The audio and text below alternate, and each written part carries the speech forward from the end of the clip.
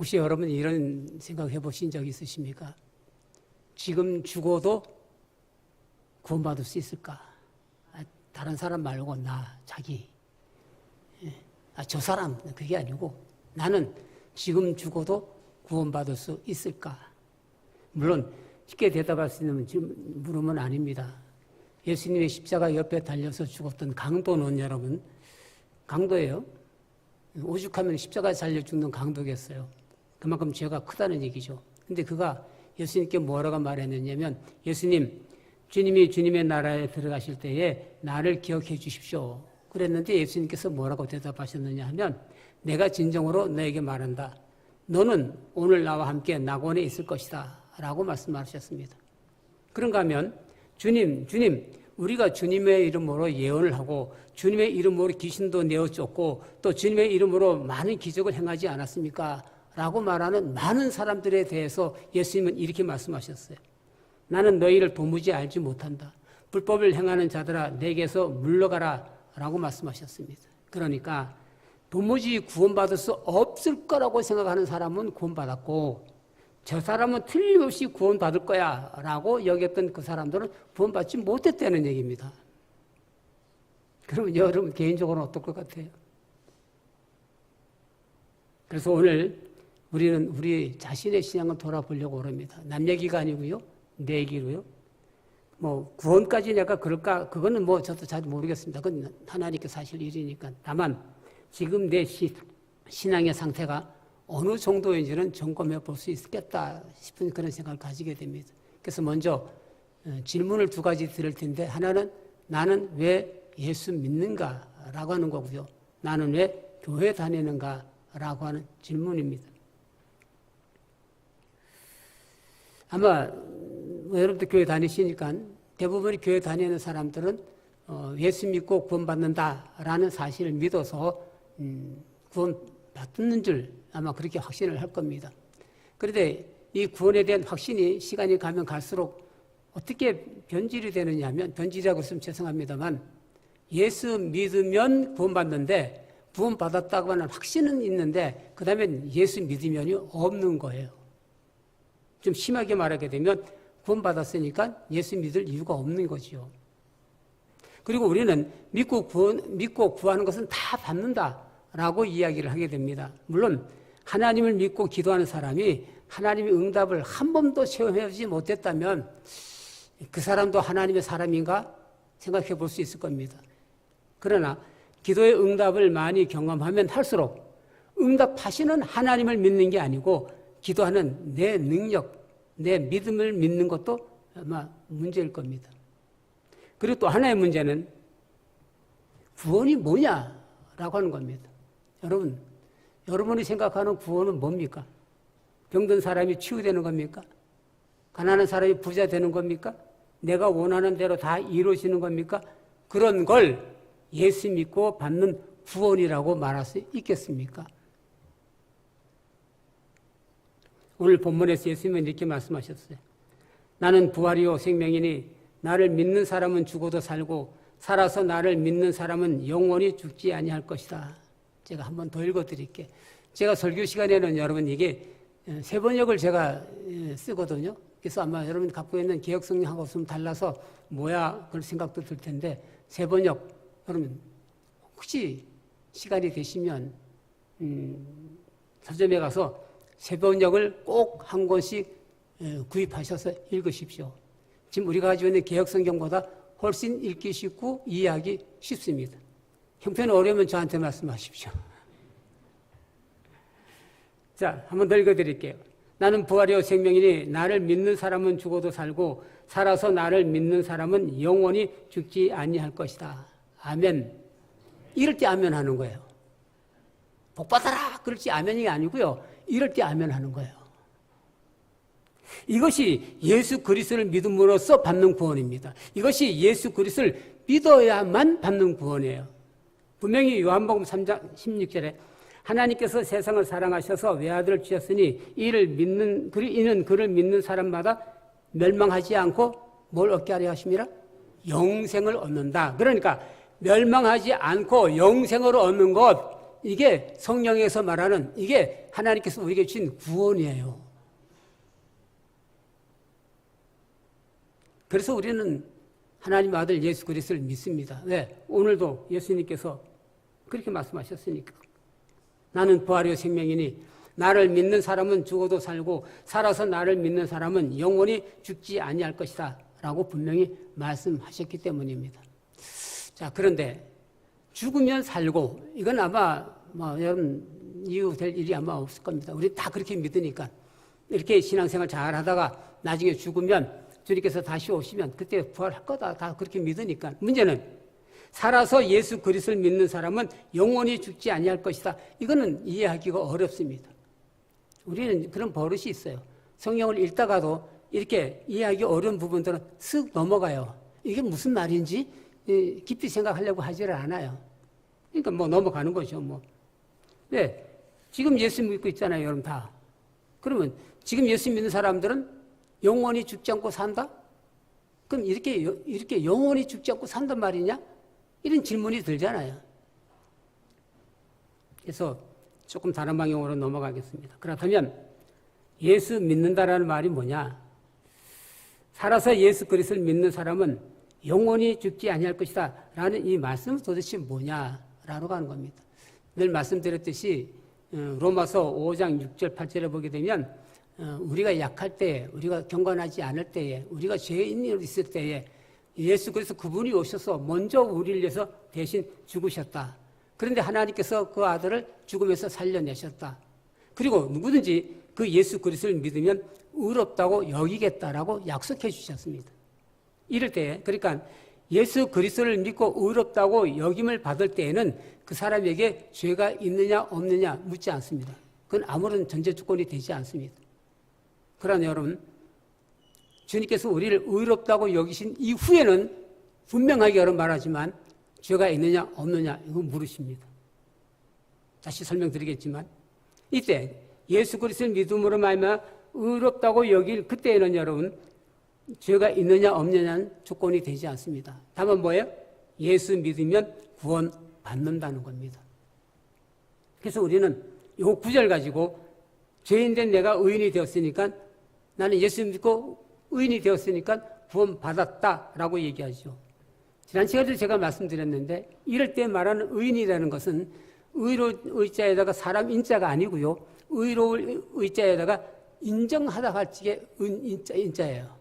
그러니까 하나님이 그 사람을 의롭다고 인정해 주셨다, 여겨 주셨다, 간주하셨다 그런 뜻을 가지고 있어요. 이걸 가지고 뭐라고 얘기하냐면 justification이라고 말을 쓰게 되는데 칭의라는 말을 써요. 들어보셨죠? 칭의. 하나님께서 그 사람을 의롭다고 인정해 주셨다라는 말입니다. 그런데 요한복음 3장 5절에 보면 예수님께서 이렇게 말씀하셨어요. 내가 진정으로 너에게 말한다. 누구든지 성령으로 나지 아니하면 하나님 나라에 들어갈 수가 없다라고 말씀을 하셨습니다. 뭔 얘기예요? 성령으로 나야 된다고 말씀하셨어요. 이것은 위로부터 성령으로부터 나는 거예요. 그것은 성령께서 의롭다고 여김을 받은 사람을 새로운 사람으로 변화시키는 거예요. 그것은 성령께서 우리 안에 있는 하나님의 형상을 회복시키는 거예요. 그래서 우리가 하나님을 뭐라고 부르냐면 아빠, 아버지라고 부르게 그러겠습니다. 그걸 로마서 8장 16절에 이렇게 말씀하시죠. 15절 16절에. 여러분은 또다시 두려움이 영을 받은 것이 아니라 자녀로 삼으시는 영을 받았습니다. 그래서 우리는 그 영으로 하나님을 아빠, 아버지라고 부릅니다. 바로 그때에 그 성령이 우리의 영과 함께 우리가 하나님의 자녀임을 증언합니다. 이게 여러분 성령으로 다시 나는 거예요. 성령으로 태어나는 거예요. 하나님의 자녀로. 그렇다면 여러분 우리가 진정으로 이런 하나님 은혜를 읽고 다시 태어나야 되죠. 이건 우리가 이제 다시 말해서 해서 중생이라는 단어를 쓰고요. 거듭남이라는 단어를 써요. 그러면 진정은 거듭남이라는 것은 뭐냐? 로마서 6장 1절부터 4절까지 제가 읽어드리겠습니다. 그러면 우리가 무엇이라고 말을 해야 하겠습니까? 은혜를 더하게 하려고 여전히 죄 가운데 머물러 있어야 하겠습니까? 그럴 수 없습니다. 우리는 죄에는 죽은 사람인데 어떻게 죄 가운데서 그대로 살 수 있겠습니까? 세례를 받아 그리스도 예수 하나가 된 우리는 모두 세례를 받을 때에 그와 함께 죽었다는 것을 여러분은 알지 못합니까? 그러므로 우리는 세례를 통하여 그의 죽으심과 연합함으로써 그와 함께 묻혔던 것입니다. 그것은 그리스도께서 아버지의 영광으로 말미암아 죽은 사람들 가운데서 살리신 것 같이 우리도 또한 새 생명 안에서 살아가기 위함입니다. 그러니까 세례는 뭔 얘기냐면 이렇게 뭐 세례식 받았다 안 받았다 그게 아니고요. 예수 그리스도 그분과 내가 뭐가 됐다고요? 연합해서 하나가 됐다는 얘기예요. 갈라디아서 3장 27절 여러분은 모두 세례를 받아 그리스도와 하나가 되고 그리스도를 옷으로 입은 사람들이기 때문입니다 라고 말씀하셨습니다. 그렇게 예수 그리스도와 하나가 된 우리는 예수 그리스도와 함께 어떻게 됐습니까? 죽었습니다. 장사됐습니다. 묻혔습니다. 그리고 예수 그리스도께서 다시 살아나실 때에 예수 그리스도와 하나가 된 우리는 어떻게 됐어요? 역시 다시 살아나는 겁니다. 이걸 가지고 거듭남이라고 이야기하는 겁니다. 물론 거듭남조차도 여러분 우리가 노력해서 되는 건 아니에요. 신앙생활 잘하니까 그렇게 해주더라 그런 얘기가 아니고요. 이 거듭남조차도 예수 그리스도를 살리신 하나님께서 하신 은혜입니다. 이 말은 무슨 말이냐면 왜 하나님께서 우리를 예수 그리스도 안에서 다시 살리셨는가 하는 하나님의 목적이 있다는 겁니다. 다 말씀드릴 수 없고 우선 하나는 더 이상 죄를 지을 수 없다는 겁니다. 로마서 6장 1절 2절 그러면 우리가 무엇이라고 말을 해야 하겠습니까? 은혜를 더하게 하려고 여전히 죄 가운데 머물러 있어야 하겠습니까? 그럴 수 없습니다. 우리는 죄에는 죽은 사람인데 어떻게 죄 가운데서 그대로 살 수 있겠습니까? 그런데 많은 그리스도인들이 오해하는 것이 있습니까? 율법으로부터의 해방, 율법으로부터의 자유 그래가지고 율법을 지키지 않아도 된다. 심지어 행함으로 구원받는 것은 아니다라고 얘기하고 있습니다. 그런데 여러분 율법이라는 것은 이제 히브리 성경은 구약의 5경을 토라라고 그렇게 얘기를 해요. 이 토라라는 말은 우리말로 번역하면 율법이거든요. 하나님의 말씀이에요.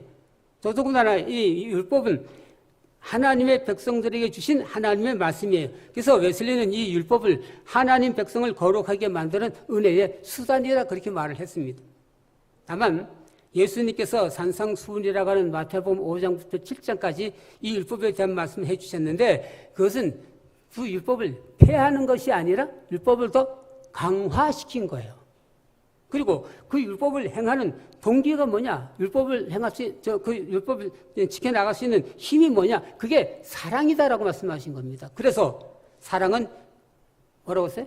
율법의 완성이다라고 말씀을 하셨습니다.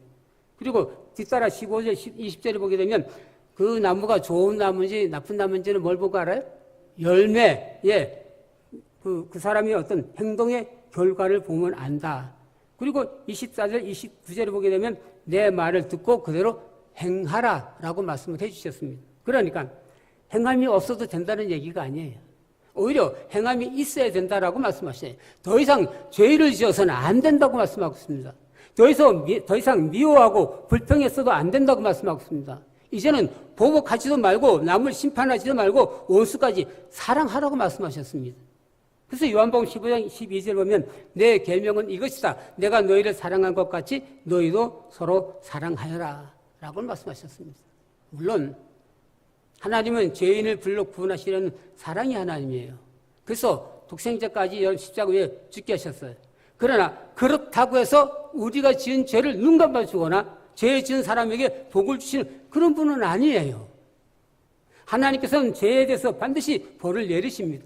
그리고 그 죄의 싹은 반드시 죽음입니다. 그렇게 거듭난 사람은 더 이상 죄 가운데서 살아갈 수 없다라고 말씀하고 있습니다. 또 하나는 이게 이제 더 중요한 건데 예수 그리스도의 생명으로 살라라는 얘기입니다. 로마서 6장 4절 하반절을 보게 되면 그것은 그러니까 하나님께서 우리에게 예수 그리스도 생명을 주신 그리고 새 생명을 주신 이유가 뭐냐? 그것은 그리스도께서 아버지의 영광으로 말미암아 죽은 사람들 가운데서 살리신 것 같이 우리도 또한 새 생명 안에서 살아가기 위함이다 라고 말씀하셨습니다. 예수 그리스도와 함께 죽은 우리가 예수 그리스도와 함께 살아났습니다. 이게 이제 새 생명이에요. 그걸 다른 말로 말하게 되면 예수 그리스도의 생명이다라는 얘기입니다. 자꾸 우리가 이제 요한복음 3장 16절에 영생이라는 말이 나오게 되는데 영원히 죽지 않는 생명 그래 맞아 이 다음에 죽었다가 다시 부활하면 영원히 죽지 않는 거야 라고 말하지만 그 얘기가 아니고요, 여러분. 여기서 말하는 영생은 예수 그리스도의 생명을 가졌다는 얘기입니다. 더 설명을 드리겠습니다만, 바로 이 예수 그리스도의 생명을 가진 사람은 죽어도 살고 죽지 않고 영원히 산다, 그 말이죠. 그렇잖아요. 왜? 예수 그리스도의 생명은 죽음을 이기신 부활이고 영원히 죽지 않는 생명, 그 생명을 가졌는데 우리가 영원히 죽을 리가 있겠어요? 그러나 더 중요한 것은 새 생명 안에서 뭐 하기 위함이라고요? 살아가기 위함. 이 단어를 여러분 기억하십시오. 살아가기 위한 단어. 살아가기 위함.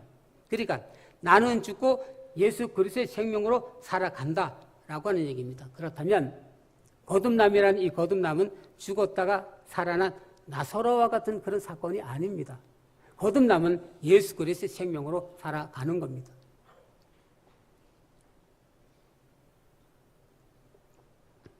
에베소서 4장 13절 보면 그리하여 우리 모두가 하나님의 아들을 믿는 일과 아는 일에 하나가 되고 또 온전한 사람이 되어서 그리스도의 충만하심의 경지까지 다다르게 됩니다. 이르게 된다는 기억성경은 15절 보면 우리는 사랑으로 진리를 말하고 살면서 모든 면에서 자라나서 머리가 되시는 그리스도에게까지 다다라야 합니다. 이렇게 예수 그리스도의 생명으로 살아서 그리스도의 충만하심의 경지까지 우리의 머리 되신 그리스도에게까지 다다라야 되는 겁니다. 이것을 sanctification, 성화라고 그렇게 표현을 하는 겁니다. 그러니까 칭의를 받은 사람은 반드시 성화의 과정으로 나아가야 된다는 겁니다. 이거는 거룩하게 자라가는 겁니다. 칭의나 거듭남은 한순간 또는 일순간이라고 할 수 있지만 성화는 그렇게 거룩하게 살아가는 평생에 우리가 해야 할 과정입니다. 회개의 은혜도 마찬가지예요. 회개는 여러분 이렇게 뭐 죄 짓고 아이고 주님 잘못했습니다. 그러면 이제 기도했으니까 용서해 주셨을까? 그렇게 단지 뉘우치는 동조가 아니에요. 회개는 자신을 돌아다보는 거예요. 내가 왜 죄를 지었지? 그 자신을 돌아다보면서 나는 죄질 수밖에 없는 인간이구나. 그리고서는 다시 예수 그리스도 믿음으로 말미암아 주님께로 돌아가는 겁니다. 그리고 다시 예수 그리스도의 생명으로 살아서 그리스도의 충만하심의 경지까지 우리의 머리 대신 그리스도에 이르기까지 다시 다다르게 되는 겁니다. 그러니까 회개는 여러분 한번 어디 가서 눈물 콧물 다 흘리고 이런 정도가 아니고요. 아마 우리가 살아가는 날까지 죽는 날까지 평생 해야 할 것이 회개입니다. 앞으로 우리 죽는 날까지 얼마나 많은 잘못과 얼마나 많은 죄를 반복할 것입니까? 그때마다 회개해야 되는 거죠. 사랑하는 성도 여러분, 다시 말씀드리지만 구원은 예수 믿고 구원받았다라는 확신으로 끝나는 게 아니에요. 구원은 나를 사랑하셔서 나를 위하여 자기 몸을 내어주신 하나님의 아들을 믿는 믿음 안에 살아가는 것입니다. 그것은 곧 나에게 사랑을 주신 예수 그리스도의 사랑을 가지고 마음을 다하고 목숨을 다하고 뜻을 다하여 하나님을 사랑하는 것이며 내 이웃을 내 몸과 같이 사랑하는 겁니다. 그렇게 구원은 앞으로 살아가는 날 그 동안에 멈출 수 없는 계속되어가는 진행형이에요.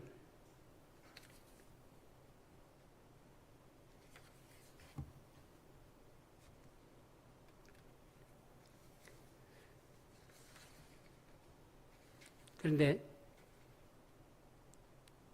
신앙생활을 여러분 이제 자기를 얘기해서 이제 내가 주어가 됐는데 이러면 또 조심할 것이 하나가 있습니다. 많은 경우 이렇게 되면 자기 생각, 자기 행동이 옳다고 자기 중심이 되는 경우가 많습니다. 이런 분들은 되게 일을 하고도 많은 일을 하고도 자기 만족이 돼야 기쁘지 그렇지 않으면 절대로 기뻐하지 않아요. 만나교회 목사님이 어느 책에서 본 얘기라고 설교 시간에 예를 들었는데 저는 예를 잘 안 드는 사람인데 재미있어서 예를 들려고 그래요.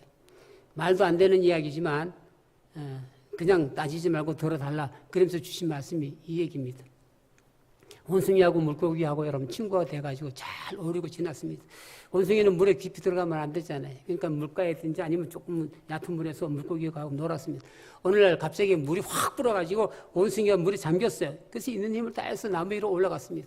올라가서 야 이제 살았다. 그런 순간에 뭐가 생각이 나냐면 물고기가 생각이 난 거예요. 물고기는 저 깊은 물속에 있는 겁니다. 그래서 원숭이는 나무에서 팍 깊은 물에 뛰어내려가지고 죽을 힘을 다해가지고 물고기를 끌어안고서 나무 위로 올라갔습니다. 참으로 대단한 눈물 좋은 원숭이의 사랑 이야기입니다. 그런데 원숭이 품에 안겨 나무 위로 올라간 물고기는 어떻게 되겠습니까? 나는 사랑한다고 그렇게 했는데, 나는 잘한다고 그렇게 했는데, 오히려 누군가가 아파한다면, 오히려 심지어 누군가가 죽는다면, 보세요. 우리가 마음을 다하고 목숨을 다하고 뜻을 다해 하나님을 사랑하면 누가 기뻐하겠습니까? 내가 그렇게 했으니까 내 기쁨이겠습니까? 아니에요. 하나님이 기뻐하셔요. 그때 그때 그 하나님의 기쁨이 내 기쁨이 되는 겁니다. 예수님이 요한복음 15장 10절, 11절 이렇게 말씀하셨어요. 너희가 내 계명을 지키면 내 사랑 안에 머물러 있을 것이다. 그것은 마치 내가 아버지의 계명을 지켜서 그 사랑 안에 머물러 있는 것과 같아. 내가 너에게 이런 말을 하는 것은 내 기쁨이 너희 안에 있게 하고 또 너희 기쁨이 넘치게 하려는 것이다. 하나님이 기뻐하시면 그 기쁨이 우리 기쁨이 되는 거예요. 예수 그리스도 그분이 기뻐하시면 그 기쁨이 우리의 기쁨이 되는 거예요. 마찬가지로 내가 이웃을 내 몸과까지 사랑하면 그것은 그에게 기쁨이 될 겁니다. 그러나 그 기쁨이 곧 나의 기쁨이 된다는 겁니다. 여러분 이런 걸 가지고 진정한 사랑이라고 그러고 진정한 기쁨이라고 그렇게 이야기를 하는 겁니다. 그동안에 시간이 많아서 참 많은 책을 읽었어요. 참 많은 책을 읽었는데 또 특히 이제 전에도 읽었던 책이지만 웨슬리에 대한 책을 많이 읽었고 또 요약도 하고 또 이제 뭐 다 소문낼 수 없어서 이제 두 분 젊은 목사님과 두 분 셋이서 이제 매달 토론을 갖는 그런 시간도 갖습니다. 그 중에 이제 감신대 왕델 교수님이 쓴 구약과 웨슬리라는 책이 있습니다. 거기 있는 내용을 제가 지금 좀 소개하려고 합니다. 하나님께서 사울을 좋게 여겨서 왕으로 삼으셨어요. 사울이 왕이 되기 전에는 사실 자기를 스스로를 하찮다는 그런 생각을 가지고 그렇게 여겼습니다. 그래서 나중에 사무엘이 사울왕을 탓할 때에도 이렇게 말하거든요. 사무엘상 15장 17절. 임금님이 스스로 하찮은 사람이라고 생각하시던 그 무렵에 주님께서 임금님께 기름을 부어 이스라엘 왕으로 세우셨습니다. 그래서 임금님이 이스라엘 모든 지파의 어른이 되신 것 아닙니까? 하찮게 여길 때, 자신을 하찮게 여길 때. 그때 하나님이 그걸 보시고 그를 왕으로 세우셨습니다. 그런데 왕이 된 사울은 아말렉과의 전쟁에서 아말렉을 진멸하라고 하신 하나님의 말씀을 거역했어요. 사울 왕은 아말렉 성 안에 있는 겐 사람들이 그 이방 사람들이 살았는데 먼저 다 내보냈습니다. 그리고 아말렉의 백성 남자 여자 어린이 뭐 젖먹이까지 다 죽이었는데 정작 죽여야 할 왕 아각은 죽이지를 않았어요. 그리고는 좋은 짐승들을 좋은 일에 쓰겠다고 하나님께 드리는 제사로 쓰겠다고 남겨뒀습니다. 그런 사무엘 앞에서 변명을 하기를 뭐냐면 백성들이 그렇게 하자고 우겼다고 여러분 변명합니다. 백성들이 그렇게 하자고 우겼다고. 이 말은 뭔 말이에요? 하나님의 말씀보다도 사람들의 말, 여론을 더 따랐다. 그런 뜻입니다. 오늘 우리식으로 말하게 되면 인본주의라는 얘기입니다. 어떻든 사울왕은 하나님 말씀을 자기 뜻에 맞춰서 수정해서 행동했어요. 하나님 말씀을 순종했지만 그걸 수정했어요. 그래 놓고서는 길갈에 가서 자기를 위하여 기념비, 승전비를 세웠어요. 사울은 이제 스스로 하찮게 여기는 사람이 아니에요. 사울은 오히려 이제는 스스로 높이는 사람이 되었어요. 물론 사울왕이 이제 사무엘이 와가지고 당신은 그래서 하나님 너를 버렸다라고 말했을 때에 잘못을 인정했습니다. 말하자면 회개했습니다. 그러나 하나님 앞에서 자신을 철저히 낮추지도 부인하지도 심지어 하나님께 돌아가지도 않았어요. 오히려 사무엘에게 사람들 앞에서 나를 높여달라고 그렇게 간청을 하는 겁니다. 그리고 하나님을 가리켜서 나의 하나님이라고 그렇게 말하지 않냐고 당신의 하나님, 사무엘의 하나님이라고 지칭합니다. 더 이상 사울왕은 하나님의 사람이 아니었습니다. 이것을 웨슬리의 말로 표현하게 되게 되면 사울은 하나님의 은혜를 입었던 사람이지만 그래서 의롭다고 여김을 받은 사람이지만 더 이상 나가지 못했다. 칭의를 얻었긴 했지만 성화로 나가는 여정에서 주지 않고 말았다. 사울왕은 그의 삶이 하나님 중심적인 삶을 끝내 이루지 못하고 자기 중심적인 삶에서 마감하고 말았다. 웨슬리는 이런 사람을 올무스트 크리스찬이라고 말합니다. 형식상의 크리스찬, 명목상의 크리스찬, 미완성의 그리스도인이라고 그렇게 말을 했습니다. 이런 사람들은 하나님을 알고 예배도 알고 하나님의 뜻을 수행해야 하는 것도 알지만 아는 것으로 끝났다는 거예요. 그래서 웨슬리는 이런 형식상의 그리스도인, 명목상의 그리스도인, 미완성의 그리스도인을 아예 신앙이 없는 사람보다 더 위험하다고 말했습니다. 왜? 하나님 은혜 안에 있으면서도 하나님 은혜를 조별했기 때문에 그래요. 경건의 모양은 있는데 경건의 능력이 없기 때문에 그래요. 겉으로는 그리스도인 같은데 그 안에는 그리스도가 없기 때문이라는 겁니다. 한 사람 더 소개합니다. 아브람.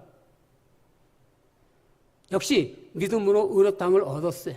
창세기 15장 우리 잘 아는 대로 16절. 아브라함이 주님을 믿으니 주님께서 아브라함의 그런 믿음을 의로 여기셨다. 그래서 하나님이 그에게 땅과 후손을 주겠다고 약속하십니다.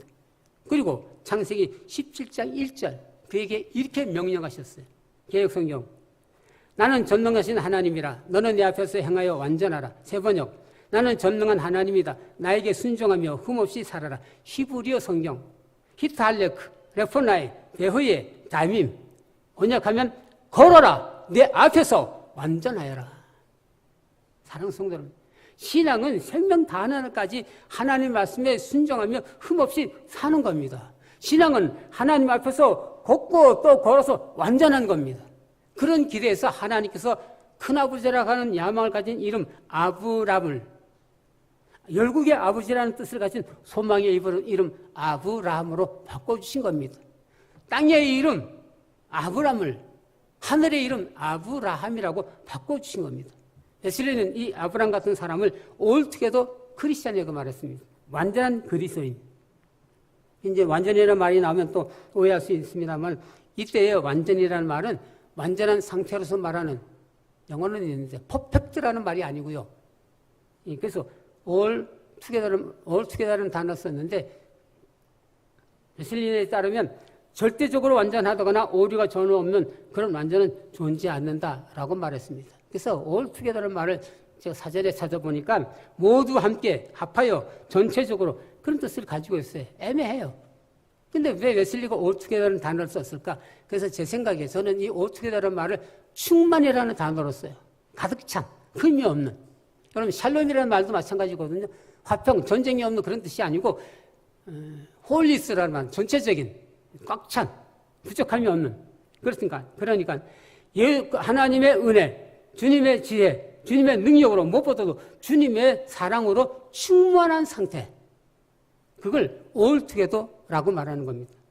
그러니까 완전이라는 말은 충만해진 예수 그리스도의 은혜와 지혜와 능력으로 사랑으로 살아가는 삶. 그렇게 살도록 성령께서 우리의 처음부터 끝까지 지혜가 되시고 능력이 되시고 사랑의 삶으로 인도하신다는 겁니다. 이 사람이 all together 크리스찬, 완전한 그리스도인입니다. 사랑하는 성도 여러분, 우리는 자신을 그리스도인이라고 말합니다. 신약 성경이 그리스도인이라는 단어가 세 곳에 나오는데 그 중에 하나가 우리 잘 아는 사도행전 11장 26절. 제자들은 안디옥에서 처음으로 그리스도인이라고 불렀다. 그리스도어로는 뭐라고 하냐면 그리스티아노로서 그렇게 쓰는데 이 단어의 뜻이 그리스도인이라고 말하기도 하지만 그리스도의 추종자. 바꿔 말하게 되면 그리스도를 쫓는 사람, 그리스도의 길을 걸어가는 사람이라는 뜻이에요. 마태복음 16장 24절 잘 아는 말입니다. 누구든지 나를 따라오려거든 자기를 부인하고 제 십자가를 지고 나를 따라오노라. 뭔 얘기예요 이게 도대체. 그래서 설명을 많이 붙였어요. 간단해요. 누구든지 나를 따라오려는 사람은 자기를 낮추고 자기를 죽이고 자기의 십자가랑 사랑의 십자가를 짊어지고 그 사랑의 삶을 살아 이 얘기예요. 다시 말씀드리지만 구원은 나는 구원받았다라고 하는 과거 한 번의 사건이 아니고요. 나는 앞으로 구원받을 거야 라고 하는 미래에 있을 사건도 아니에요. 구원은 이제부터 매일매일 예수 그리스도의 성품으로 사는 거예요. 구원은 예수 그리스도의 사랑으로 서로 사랑하며 살아가는 겁니다. 웨슬리에 관한 말씀했는데 웨슬리는 하나님의 은총의 보호자를 앞에 나가는데 두 가지 행위를 제시했어요. 첫째 행위가 경건의 행위고 둘째가 자비의 행위입니다. 시간이 없어서 다 말씀드리지만 요약하면 경건의 행위는 하나님을 사랑하는 것을 의미하고요. 자비의 행위는 이웃을 사랑하는 거예요. 이 두 가지가 하나가 될 때에 그게 사랑입니다. 그래서 웨슬리는 그의 목회에 아주 중요한 것을 세 가지 얘기를 했는데 그 하나가 이제 닥트린이라고 해가지고 변할 수 없는 진리, 성경이고요. 또 하나는 이제 스피릿입니다. 성령입니다.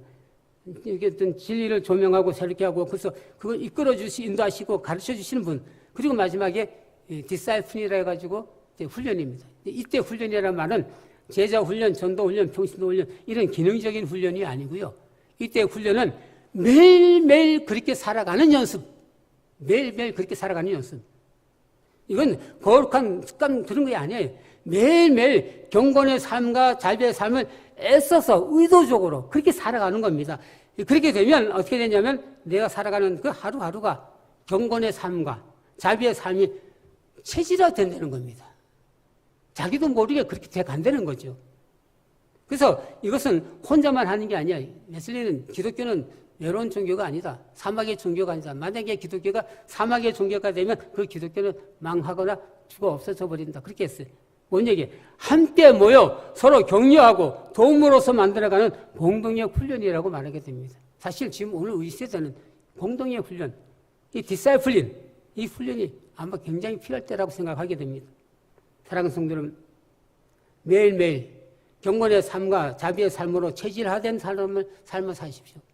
그러면 우리의 매일매일은 나를 믿는 사람은 죽어도 살고 살아서 나를 믿는 사람은 영원히 죽지 아니할 것이다 라는 이 거룩한 구원의 날이 계속될 것입니다. 믿으면 아멘 합시다. 저는 여러분과 저가 그렇게 예수 그리스도의 생명으로 날마다 경건의 삶과 자비의 삶을 사는 완전한 그리스도인이 되기를 기도할 것입니다. 여러분 또한 여러분 곁에 있는 교우들과 이웃들을 위해서 그렇게 기도해 주시기를 부탁드립니다. 기도하겠습니다. 하나님, 이렇게 교회를 통하여 하나님을 알게 하심을 감사드립니다. 예수 그리스도를 믿음으로 우리를 의롭다고 여겨주시고 성령님의 역사로 하나님 아빠 아버지라고 부를 수 있게 하심을 감사드립니다. 이 모든 것이 하나님의 사랑이요 은혜이기에 참으로 감사드립니다. 이제 바라기는 우리 또한 주님의 사랑으로 살게 하여 주옵소서. 하나님을 사랑하는 경건의 삶과 이웃을 사랑하는 자비의 삶으로 우리를 체질화하시고 우리가 날마다 부활하여 생명 되시는 예수 그리스도와 동행하는 진정한 그리스도인으로 살아가게 하여 주옵소서. 이제는 우리가 살아가는 그 하루가 나를 믿는 사람은 죽어도 살고 살아서 나를 믿는 사람은 영원히 죽지 아니할 것이라는 거룩한 구원의 날이 되게 하여 주옵소서. 예수님의 이름으로 간절히 기도드리옵나이다. 아멘.